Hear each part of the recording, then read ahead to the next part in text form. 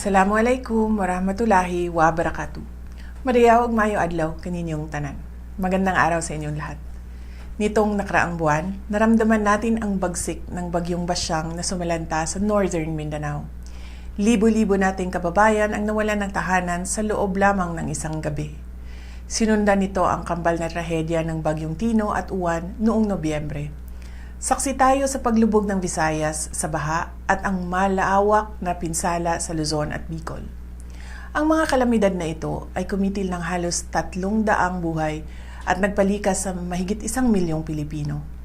Ito ang nangyayari kapag kinalimutan natin igalang ang mundong ating kinagisnan. Ang singil ng kapabayaan natin ay pasan ng mga mamamayang Pilipino.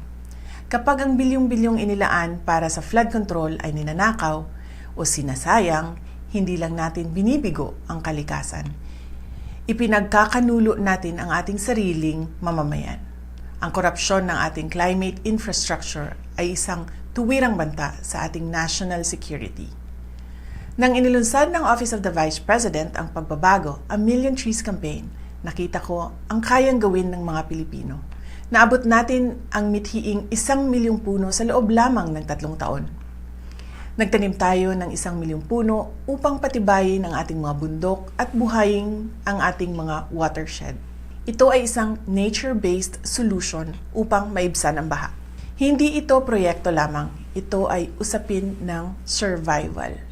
Ngayong Earth Day, tandaan natin, ang pagtatanim ng puno, ang pinakasimpleng climate action na kayang gawin ng kahit sino.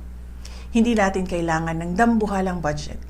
Ang kailangan natin ay punla at ang paninindigan para sa kinabukasan ng ating mga anak. Hindi mapipigilan ng 1 puno ang bagyo, ngunit ang 1 milyong puno na itinanim ng mga Pilipinong nagpasyang lumaban, yan ang magpapalakas ng ating disaster resilience.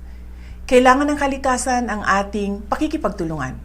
Kailangan nito ang ating mga kamay sa lupa. Mahalin natin ang Pilipinas para sa Diyos sa bayan at sa bawat pamilyang Pilipino. Syukran.